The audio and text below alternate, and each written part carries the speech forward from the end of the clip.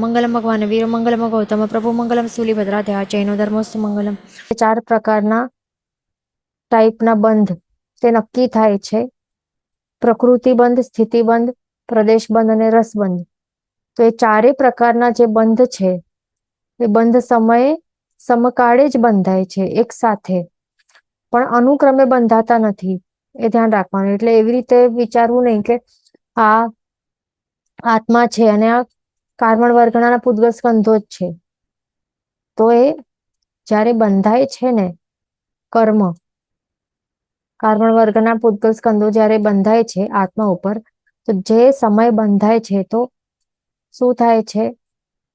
4 પ્રકારના જે બંધ છે એક સાથે જ નક્કી થાય છે, પણ લાઈન વાઇઝ અનુક્રમે કઈ નક્કી નથી થતા. એ ધ્યાન રાખવાનું. એટલે એવી રીતે નથી થતું કે પહેલા નક્કી થાય છે કે આ જ્ઞાનાવર્ણ્ય કર્મ છે, અને પછી એની સ્થિતિ નક્કી થશે, પછી એનું રસ કેટલું છે, અને પછી પ્રદેશો કેટલા બંધાશે. એવી રીતે બધું નક્કી નથી થતું, પણ એક જ સાથે સમકાળે બંધ સમય જ એક સાથે આ 4 વસ્તુઓ સાથે જ નક્કી થાય છે.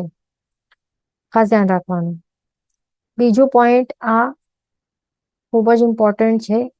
આ પોઈન્ટમાં શું બતાવે છે કે પ્રકૃતિ બંધ અને પ્રદેશ બંધ એ યોગથી થાય છે, અને સ્થિતિબંધ અને રસબંધ એ કશાયથી થાય છે. આ લાઈફ ટાઈમ માટે આપણને યાદ રાખવા જેવું ઇમ્પોર્ટન્ટ છે. ખાસ ધ્યાન રાખવાનું. ઓકે. એમાં શું બતાવે છે કે જે મન, વચન અને કાયા રૂપી જે 3 યોગ છે ને, તો આપણા યોગ કેવા આપણે યોગનું વ્યવહાર, એનું વ્યવહાર નહીં, વ્યાપાર. જે યોગ છે મન, વચન, કાયાનું જે યોગ છે એનો વ્યાપાર આપણું કેવું છે? શુભ ટાઈપનું છે કે અશુભ ટાઈપનું છે? તો એના ઉપરથી એ શું નક્કી થાય છે કે પ્રકૃતિ કેવી હશે, બંધાતા કર્મોની પ્રકૃતિ કેવી હશે એ નક્કી થાય છે.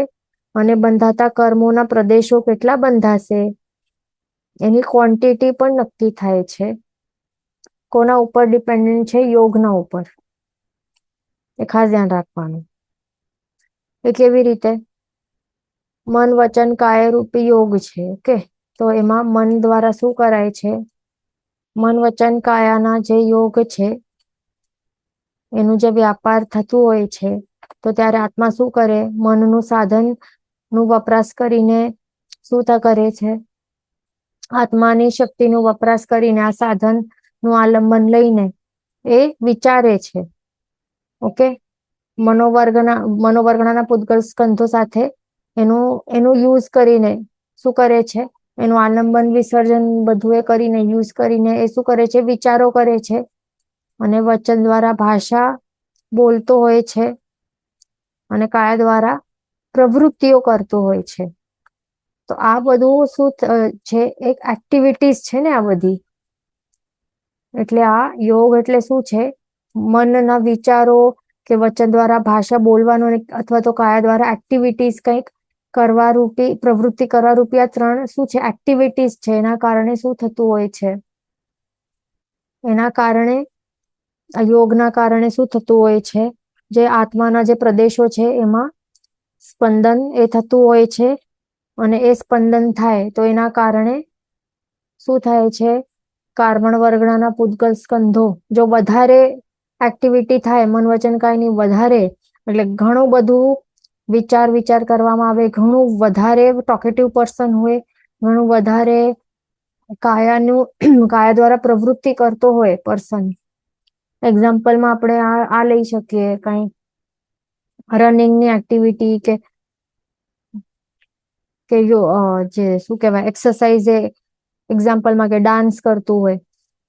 તો આવી રીતે એકદમ બહુ વધારે એક્ટિવિટી જેટલી વધારે થાય તો એટલા વધારે પ્રમાણમાં કર્મના કાર્બન વર્ગના પ્રદેશો બંધાતા હોય છે. એટલે પ્રદેશ બંધ જે થાય તો એ વધારે ક્વોન્ટિટીઝમાં થાય, કારણ કે શું થાય છે? વધારે યોગના વપરાશના કારણે આત્માના જે પ્રદેશો છે એ વધારે અસ્થિર થઈ જાય, વધારે પ્રમાણમાં સ્પંદન થાય, એના કારણે વધારે કાર્બન વર્ગના પૂતગલ સ્કંધો જે એરિયામાં રહેલા હોય સેમ એરિયામાં ત્યાં એ ફસાતા જાય, બંધ થતા જાય, એટલે વધારે પ્રદેશ બંધ થાય છે. ઓકે.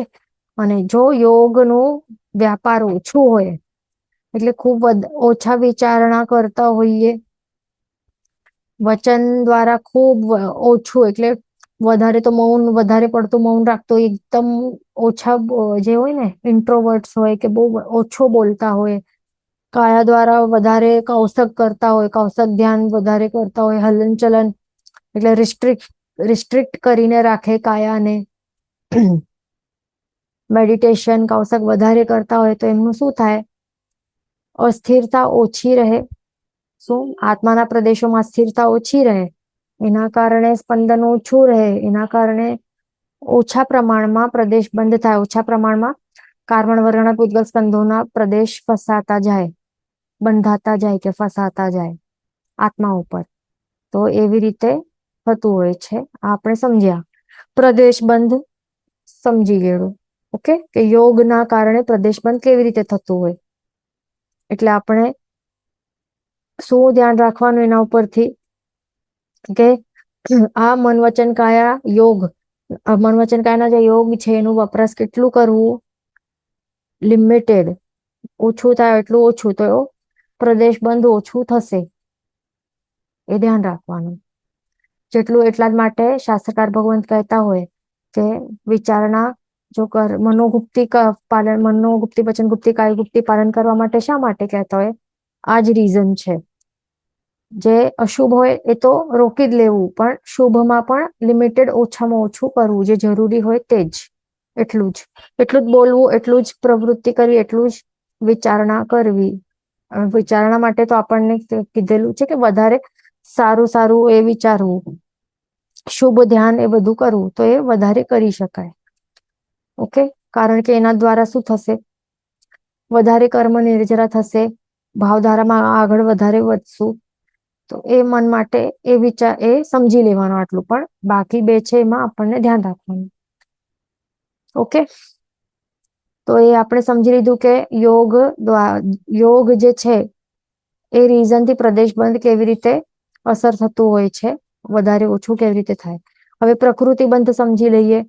તો યોગ જે છે મન વચન કાયા રૂપી યોગ છે. ઠીક. ઓકે. તો એના અનુરૂપે પ્રકૃતિ બંધ નક્કી થાય છે. એ કેવી રીતે? આપણે મન દ્વારા જો અશુભ વિચારણા કરતા હોઈએ, કે વચન દ્વારા અશુભ વચનો, ગાળો કે કઈ એવા તિરસ્કાર કરીએ, કોઈને આડું અવળું બોલતા હોઈએ, અવિનય વાળા વચન બોલતા હોઈએ, ઓર્ડર કરતા હોઈએ બીજાને, ટોન્ટિંગ કરતા હોઈએ, બીજાનું મજાક ઉડાવતા હોઈએ, ક્રોધ વાળા વચન બોલતા હોઈએ, જૂઠું વચન બોલતા હોઈએ, એટલે કઈ પણ રીતે આપણે કેવી પણ પ્રકારથી અશુભ વચન બોલતા હોઈએ, અશુભ ઉપયોગ કરતા હોઈએ વચન યોગનો, કે કાયા દ્વારા અશુભ પ્રવૃત્તિમાં આપણે પ્રવૃત્ત હોઈએ, રહીએ, તો પછી શું થાય છે?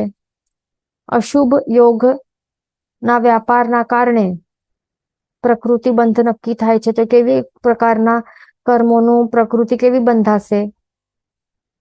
અશુભ પ્રકૃતિઓ. કર્મની ટોટલ જે પ્રકૃતિઓ છે કેટલી છે? 158 પ્રકૃતિઓ છે ને, આટલા અલગ અલગ સ્વભાવવાળા કર્મો છે. એમાં કેટલાક શુભ પ્રકૃતિઓ છે અને કેટલીક અશુભ પ્રકૃતિઓ છે. એ આપણે પાપ અને પુણ્યમાં જોઈ લીધું ને. કેટલી છે? 42 ને કેટલી છે? 82. તો એટલે અશુભ પ્રકૃતિઓ છે એટલે પાપ પ્રકૃતિઓ, અને શુભ પ્રકૃતિઓ એટલે પુણ્ય પ્રકૃતિઓ.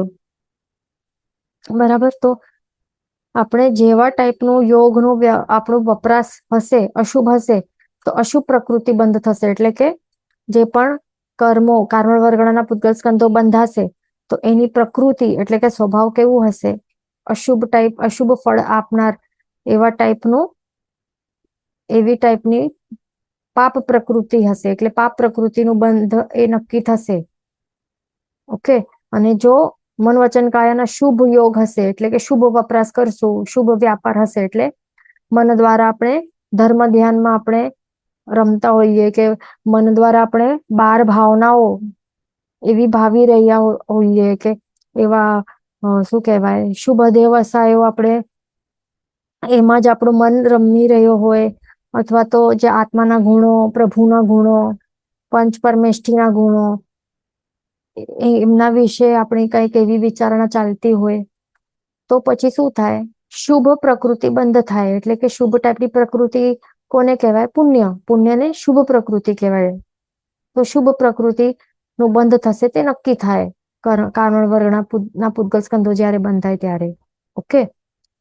વચન દ્વારા પણ શુભ વચનો બોલતા હોઈએ, હિતકારી, પ્રીતકારી, મિત્તવાળા વચનો, કલ્યાણકારી વચનો, કે સ્વાધ્યાય એટલે કે આપણા શાસ્ત્રના વચનો, જીન વચન બોલતા હોઈએ.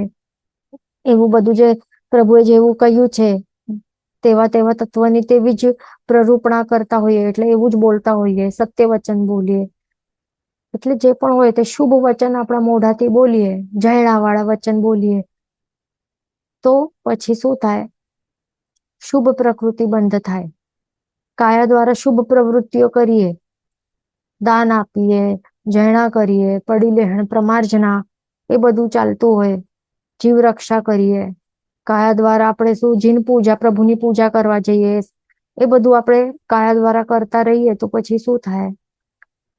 એટલે શુભ યોગનો વપરાશ કરીએ, તો શુભ યોગના વપરાશના કારણે શેનું બંધ થાય? પ્રકૃતિ બંધ નક્કી થાય. એટલે કેવા પ્રકારની પ્રકૃતિ નું બંધ થશે તે નક્કી થશે? તે શુભ ટાઈપની. એટલે શુભ પ્રકૃતિ એટલે કેવી? પુણ્ય પ્રકૃતિ. એ આપણું અહીંયા ક્લિયર થઈ ગયું. ઓકે. પછી છે સ્થિતિબંધ અને રસબંધ. એ કશાયથી થાય છે. એ નેક્સ્ટ પોઈન્ટ છે, તો એ આપણે સમજી લઈએ હવે. ઓકે. તો હવે કશાય એટલે શું છે? ક્રોધ, માન, માયા, લોભ, એને કશાય કહેવાય છે.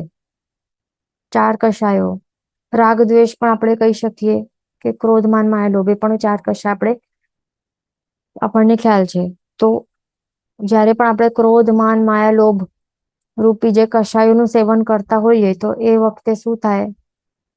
કશાયની તીવ્રતા, મંદતા કયા લેવલની છે એના અનુરૂપે જે બંધાતા કાર્મણ વર્ગના પૂતગલ સ્કંદો જે બંધાઈ રહ્યા છે આત્મા ઉપર, એ વખતે 4 વસ્તુ જે નક્કી થાય છે એમાંથી આ 2 વસ્તુ નક્કી થાય, સ્થિતિબંધ અને રસબંધ.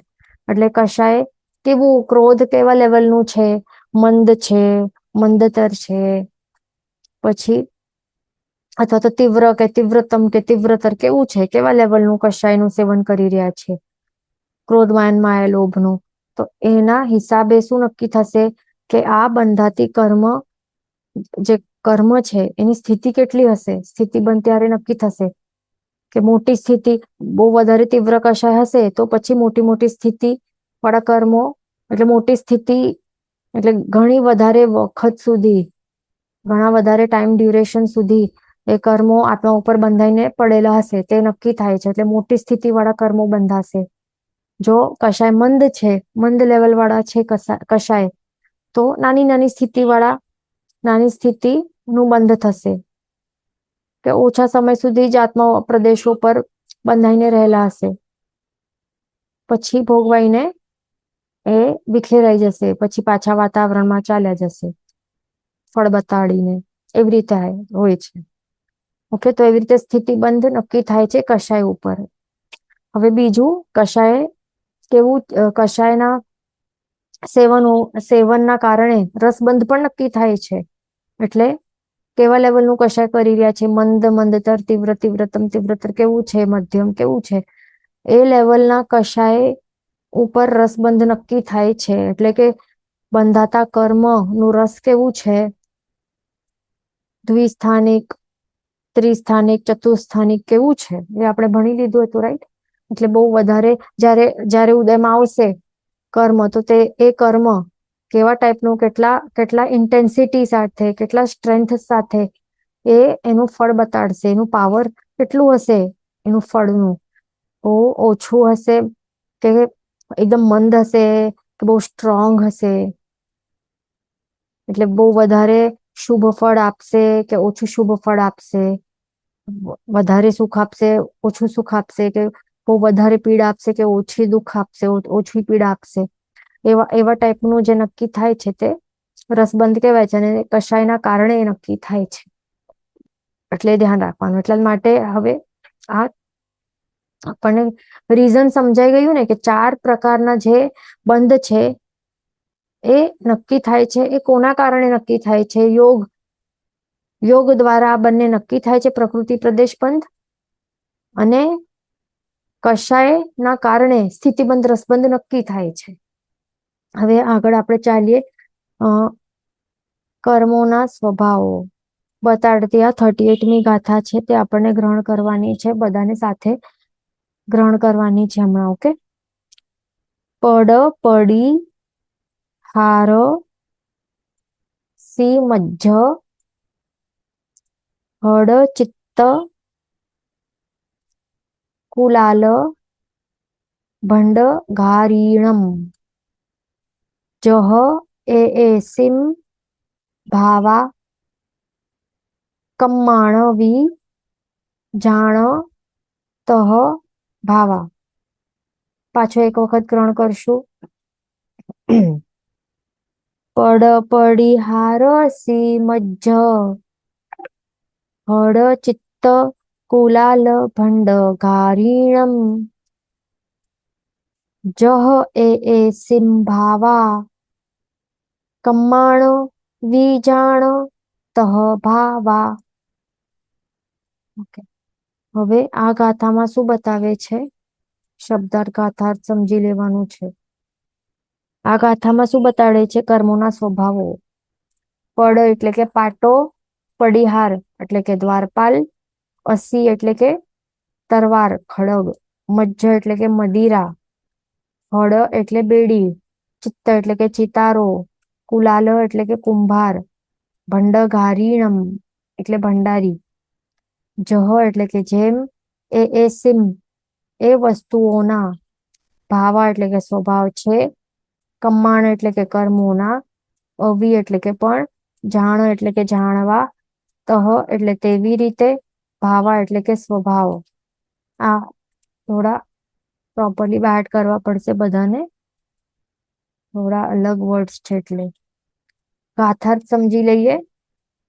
પાટો, દ્વારપાળ, ખડગ, મદિરા, બેડી, ચિતારો, કુંભાર અને ભંડારી ના જેવા સ્વભાવો છે, તેવા 8 કર્મોના પણ સ્વભાવો જાણવા.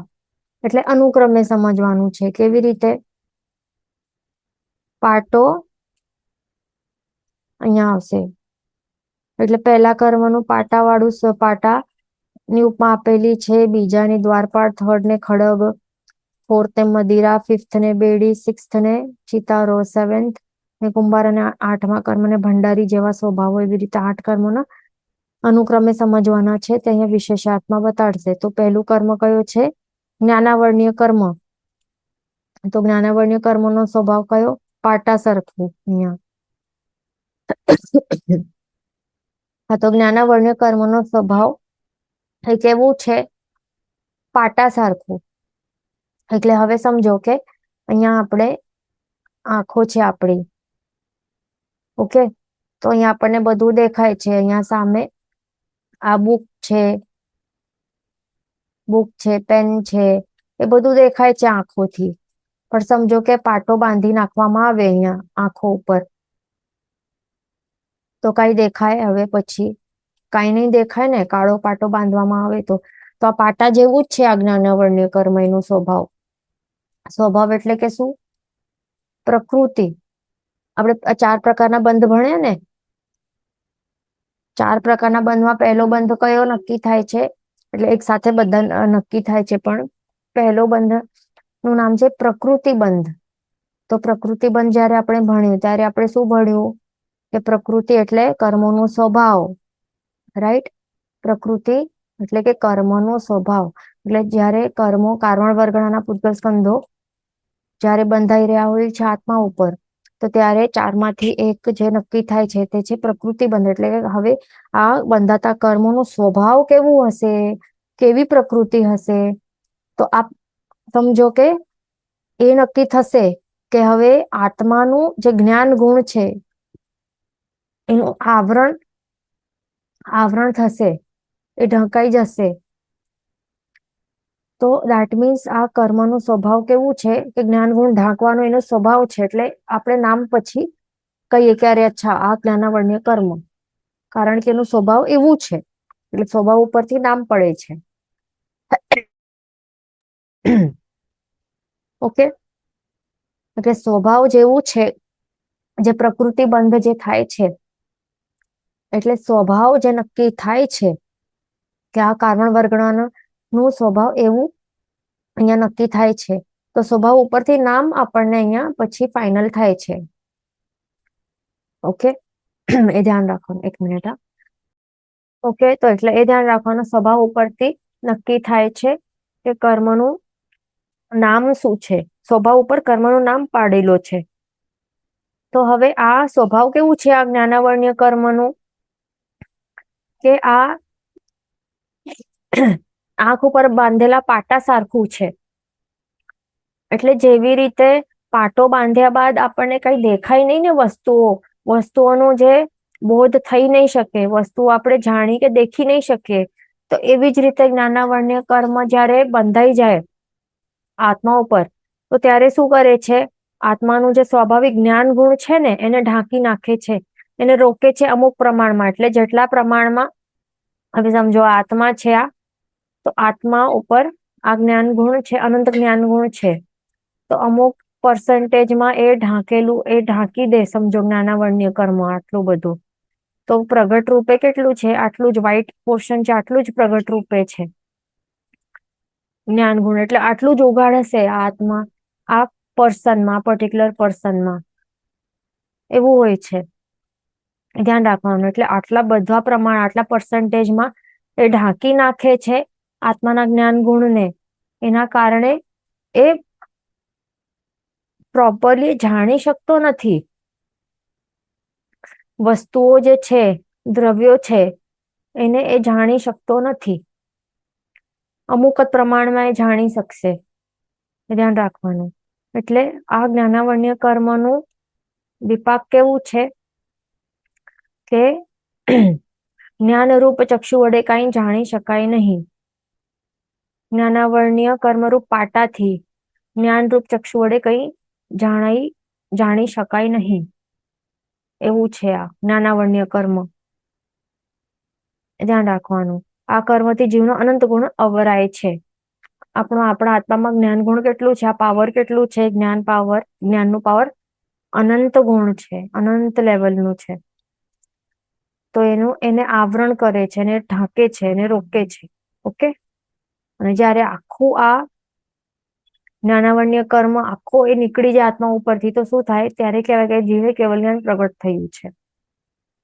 ઓકે, કેવલ જ્ઞાની બની જાય જીવ. પછી નેક્સ્ટ શું છે, બીજો કર્મનો સ્વભાવ કેવું છે, શું સ્વભાવ કેવું છે કે જીવનું જે દર્શન ગુણ છે એનું આવરણ કરનાર, એને આવરવું, એટલે દર્શન ગુણને ઢાંકવાનું એનું સ્વભાવ છે.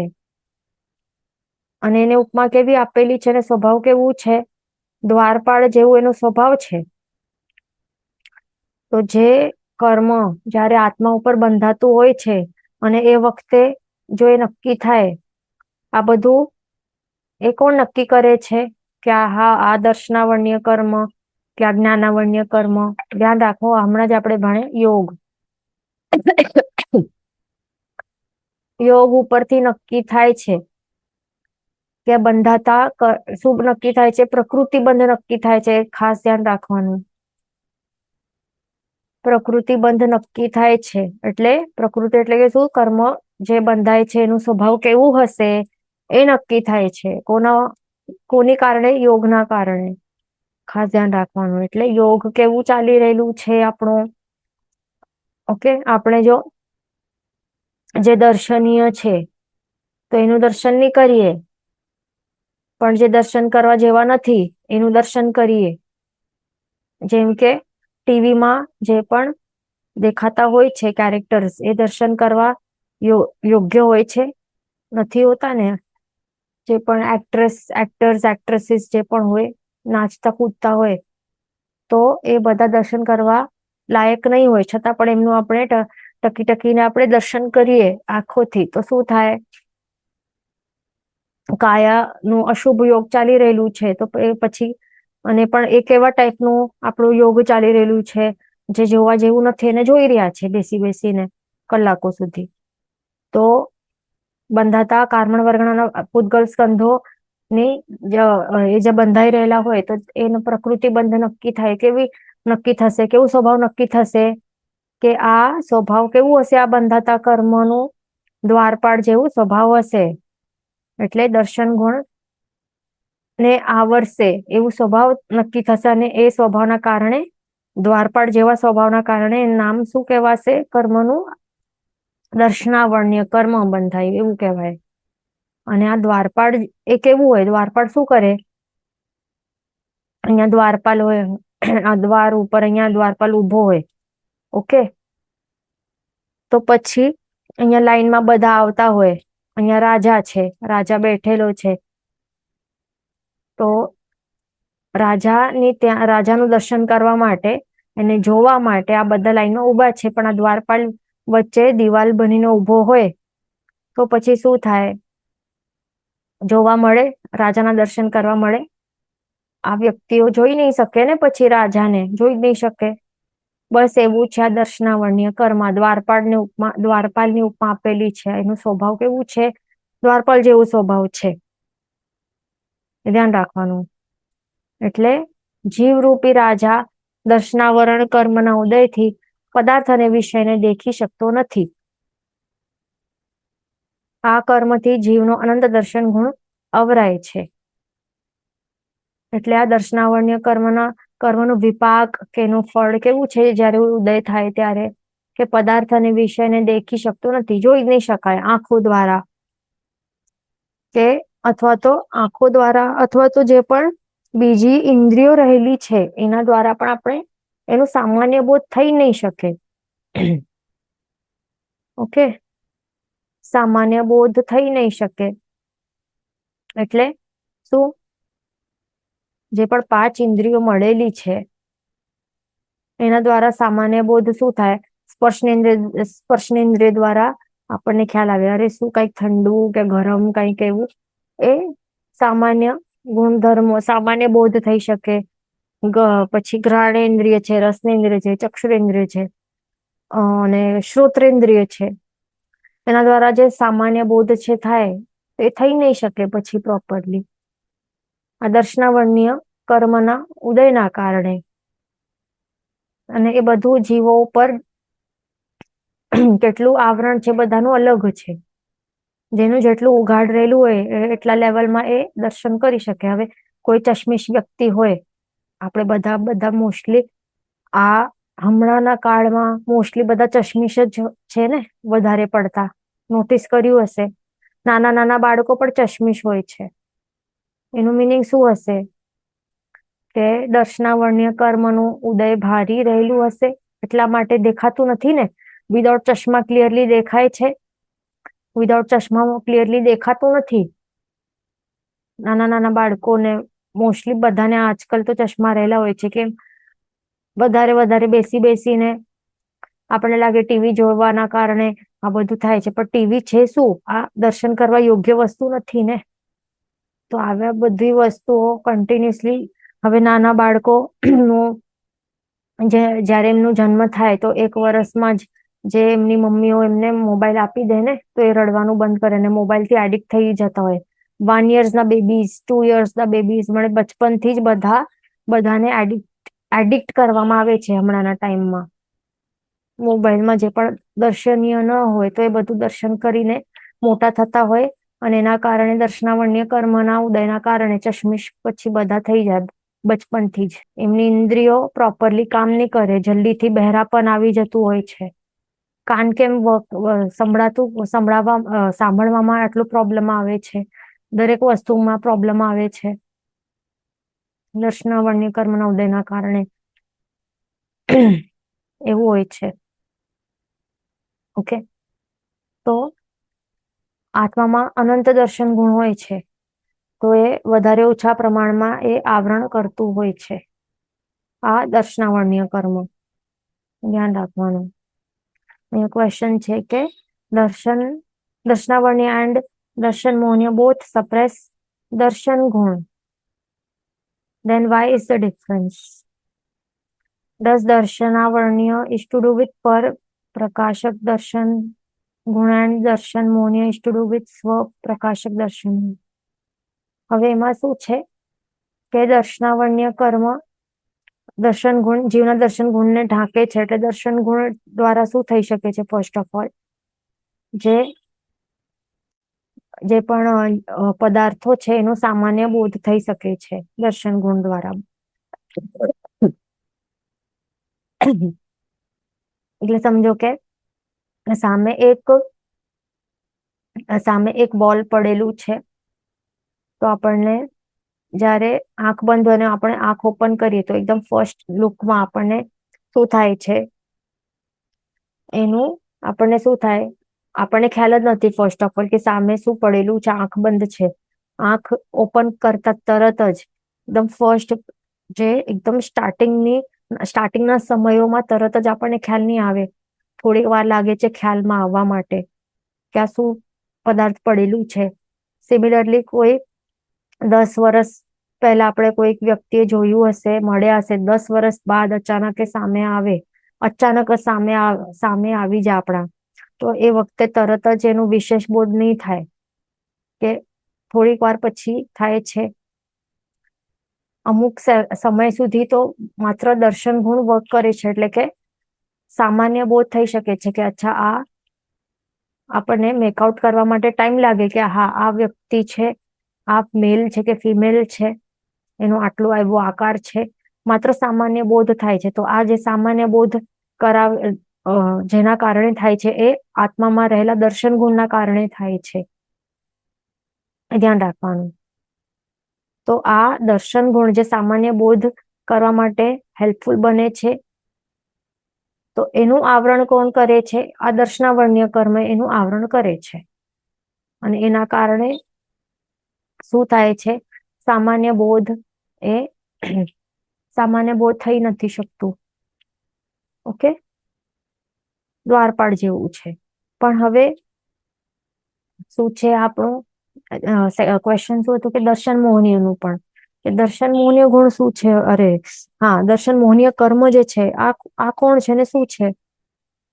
તો દર્શન મોહનીય કર્મ એ મોહનીય કર્મ છે. મેન મોહનીય કર્મનું મુખ્ય ભેદ બે છે, દર્શન મોહનીય અને ચારિત્ર મોહનીય કર્મ. તો દર્શન મોહનીય કર્મ આપણા આત્માના સમ્યક દર્શન ગુણને ઢાંકે છે. ઓકે, સમ્યક દર્શન ગુણને ઢાંકે છે.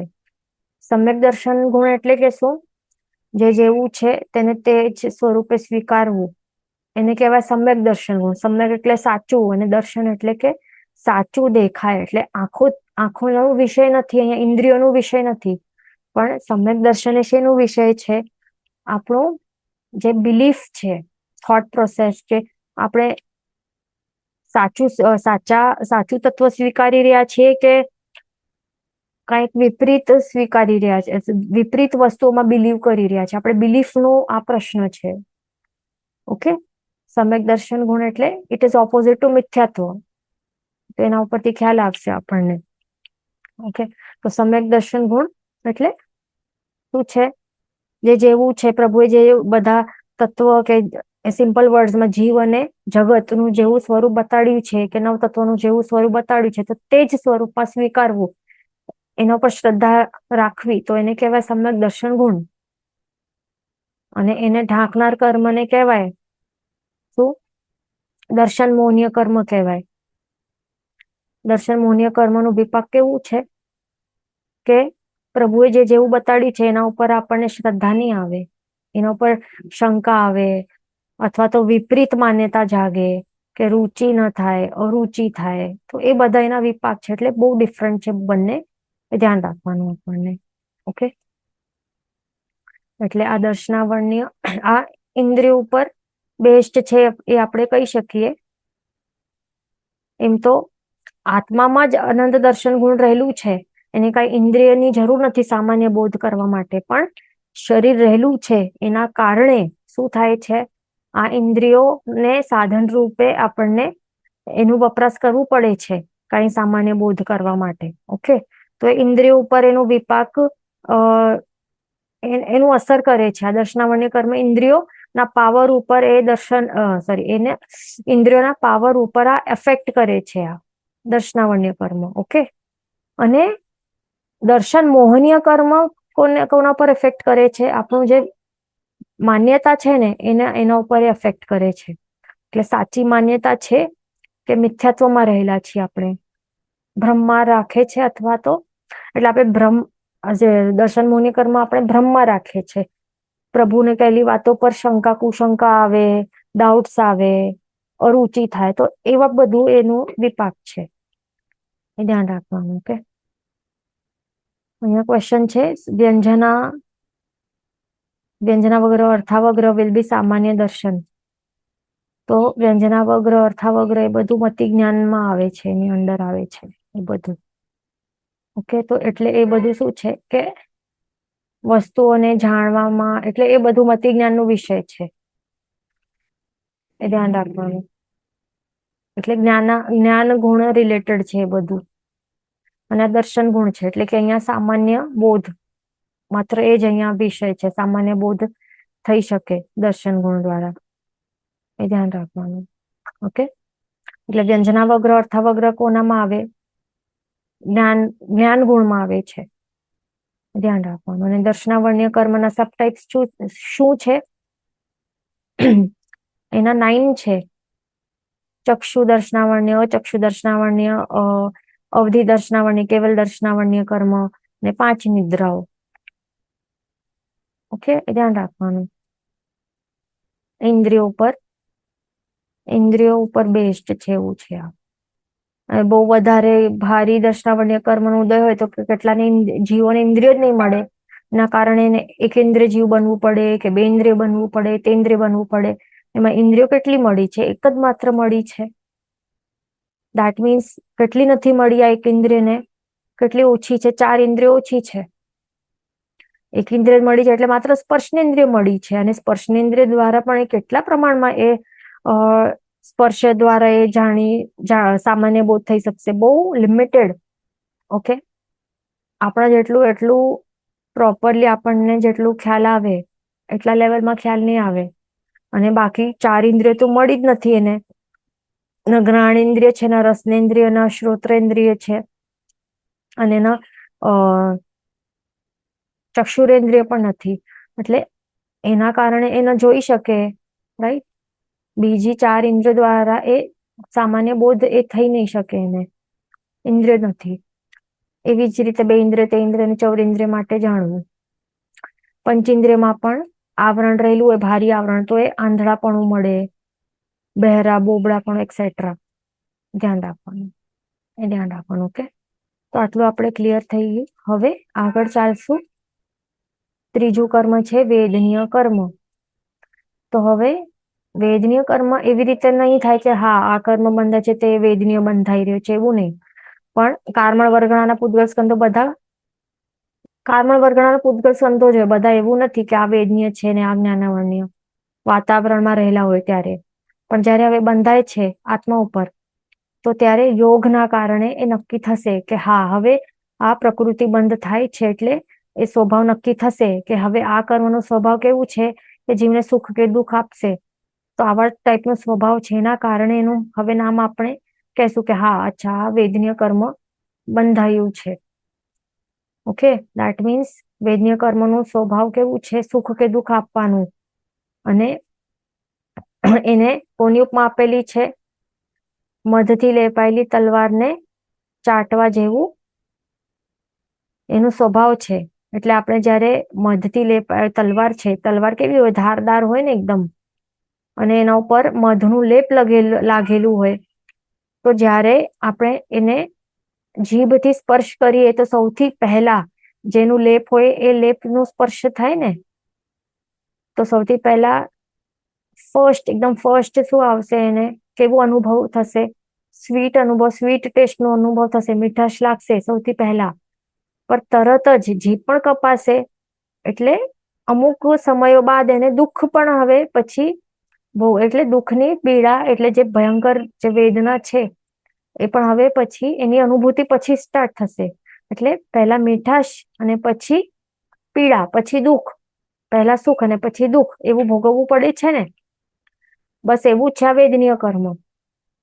તો વેદનીય કર્મ એવું જ છે કે સુખ કે ક્યારેક દુઃખ એની અનુભૂતિ કરાવે છે, એવું છે આ વેદનીય કર્મ. એટલે અહીંયા શાતા વેદનીયનું ઉદય થાય તો એવા શાતા વેદનીયને અનુભવતા પરિણામે અતિશય અશાતા વેદનીયને પણ અનુભવવી પડે છે, એવું છે. એટલે શાતા વેદનીયનો ઉદય હોય તો શું થાય? સુખની અનુભૂતિ થાય. અને અશાતા વેદનીયનો ઉદય હોય તો પછી દુઃખ કે પીડાની અનુભૂતિ કરવી પડે છે. એટલે એવું છે આ વેદનીય કર્મનો સ્વભાવ. એટલે મધથી લેપાયેલી તલવારની ધારને ચાટવા જેવું એનું સ્વભાવ છે. અને આ કર્મ આત્માના કયા ગુણને ઢાંકે છે? અવ્યાબાદ અનંત સુખ ગુણને ઢાંકે છે. અવ્યાબાદ અનંત સુખ એટલે કે શું? આ ગુણ એટલે કે શું? આપણા આત્મામાં એવું અનંત લેવલનું, અંત વગરનું એવું સુખ ગુણ છે કે આપણે અનંત સુખમાં આપણે રમી શકીએ છીએ. એવી અનુભૂતિ આપણને કન્ટિન્યુઅસલી થતી રહી શકે છે. ઇટ ઇઝ પોસિબલ, કારણ કે આત્મામાં છે. પણ એને ઢાંકે છે એટલા માટે આપણે આવા ટાઈપના અનંત અવ્યાબાદ સુખને આપણે ભોગવી નથી શકતા. અવ્યાબાદ એટલે શું? બાધા રહિત, એટલે કે કન્ટિન્યુઅસ. જે કન્ટિન્યુઅસ એવી જ કન્ટિન્યુઅસ એવું જ ફીલ થતું રહે ને, એની જ અનુભૂતિ થતી રહે કન્ટિન્યુઅસલી. સુખ અને સુખ અને સુખની જ અનુભૂતિ કન્ટિન્યુઅસલી થતી રહે, કોઈ પણ બાધા વિના. એને કહેવાય અવ્યાબાદ સુખ. પણ અહીંયા વચવચમાં બાધા આવે છે, એટલે પહેલા મીઠાશ લાગે, પછી બાધા આવી જાય, પછી પીડાની અનુભૂતિ કરવી પડે, દુઃખની અનુભૂતિ કરવી પડે, તો એને અવ્યાબાદ સુખ નહીં કહેવાય. એને શું? બાધા આવતી રહે છે વચવચમાં. પ્લસ આ બધું પૂતગલ ઉપર ડિપેન્ડન્ટ રહેલું છે. આ પૂતગલજન્ય સુખ, પૂતગલજન્ય દુઃખ છે આ બધું. ઓકે, પણ આત્માનું સુખ ગુણ એ પૂતગલજન્ય નથી, આત્માજન્ય છે. આત્માના ગુણો ની રમણતા કરવામાં જ અનંત સુખની અનુભૂતિ થઈ શકે છે, પરમાનંદની અનુભૂતિ થઈ શકે છે. અને પણ કેવું હોય? આનંદ કે સુખ કેવું હોય? બાધા રહિત હોય, પ્લસ અંત વગર હોય, અનંત હોય, એનું અંત જ નહીં હોય, એટલે એન્ડ નહીં થાય. આપણું કેવું છે કે સુખનું પીરિયડ એન્ડ થાય ને, આપણે એસીમાં બેઠા હોઈએ, કેટલી વાર કેટલા કલાક બેસીએ, ત્યાર સુધી સુખની અનુભૂતિ થાય. પછી ભૂખ લાગે તો અહીંયા ત્યાં સુખની અનુભૂતિ થવી બંધ થઈ ગઈ ને, પછી દુઃખની અનુભૂતિ શરૂ થઈ ગઈ. પછી ખાવાનું ચાલુ કર્યું તો સુખની અનુભૂતિ ચાલુ થઈ, અને પછી પેટ દુખવા લાગ્યું તો પછી પાછું દુઃખની અનુભૂતિ ચાલુ થઈ. એટલે સુખ દુઃખ ચાલુ જ હોય છે. આ બધું એ પણ કેવું છે? પૂતગલજન્ય છે, એ ધ્યાન રાખવાનું. તો આ વેદનીય કર્મ એના ઉદયના કારણે શું થાય છે? સુખ કે દુઃખની અનુભૂતિ કરવી પડે છે જીવને, એ ધ્યાન રાખવાનું. ઓકે, એ પણ કેવું? પૂતગલજન્ય સુખ કે દુઃખની અનુભૂતિ કરવી પડે છે. આ જે સુખ હોય છે પૂતગલજન્ય, એ કઈ સાચું સુખ પણ નથી હોતું. એ માત્ર દુઃખનો ઉપચાર હોય છે. એટલે રિલીફ, ટેમ્પરરી રિલીફ થાય ને. પીડા જે બહુ જ વધારે થતી હોય છે, તો એ પીડા થોડી ઓછી થાય તો આપણને લાગે કે અરે મને સુખની અનુભૂતિ થઈ, પણ એ કઈ સાચું સુખ થોડી કહેવાય. એ તો માત્ર શું થયું છે કે બહુ વધારે દુઃખ છે, તો દુઃખની માત્રા માત્ર ઓછી થઈ છે ને, એટલે આપણને લાગે છે, ભ્રમ થાય છે કે અરે મને તો સુખ હવે મળ્યું છે. પણ એ તો દુઃખની જ માત્રા ઓછી થઈ છે, દેટ્સ ઇટ. કઈ સાચું સુખ તો મળ્યું નથી.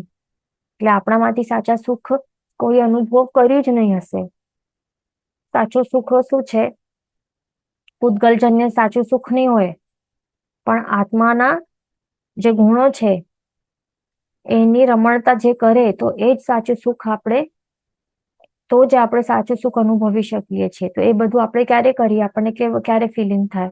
જ્યારે પ્રભુના ગુણગાનમાં આપણે બેઠા હોઈએ, પોતાના આત્માના ગુણોનું આપણે વિચારણામાં બેઠા હોઈએ, કે આપણે આત્માના ગુણોમાં, સ્વાભાવિક ગુણોમાં આપણે રમણતા કરીએ, તો એ વખતે જો આપણને આનંદની ફિલિંગ થાય, અનુભૂતિ થાય, તો એ છે આત્માના ગુણોનું સુખ. કે અહીંયા સમય થવા આવ્યું છે.